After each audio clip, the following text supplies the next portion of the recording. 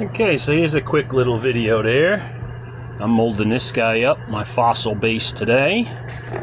And I just wanted to show one of the things I like when molding.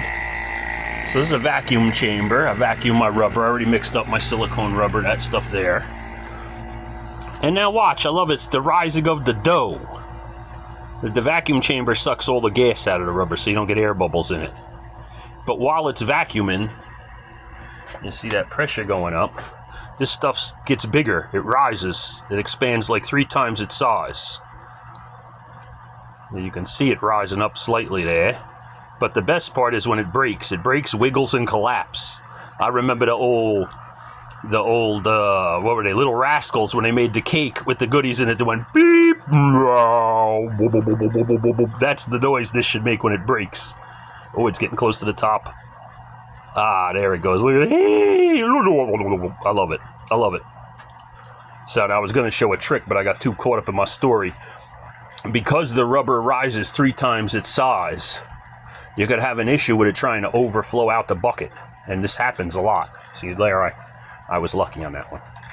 But what I found is if you just stop the air pressure, new air pressure, you can get to stop the rise of the rubber wherever you stop the air pressure at. You don't let the air pressure go, you just stop new suction. I just shut the suction off, keep it locked down, and that will halt the rising of the rubber. You see, the silicone will stop rising.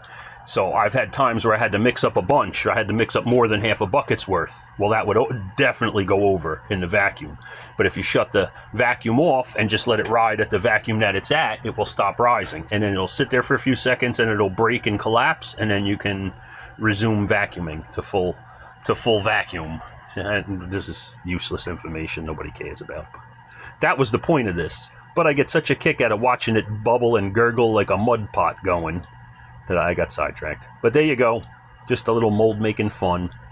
There. You got to try and find enjoyment in every step. Otherwise, it could become tedious.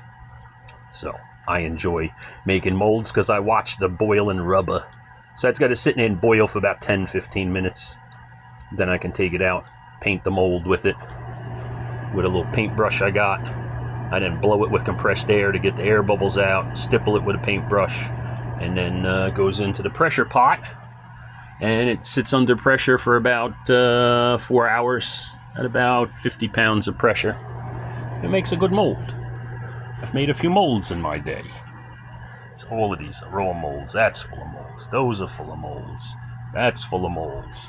That's molds down there. That giant guy is molds. What are you going to do? I've probably at this point made 400 molds, I guess. I average about 40 a year. Been doing this 10 years now, so somewhere around there. Anyway, there you go. Rubber is processing in the vacuum. Thanks for looking. Stay safe out there. New fossil plaque coming today. Later.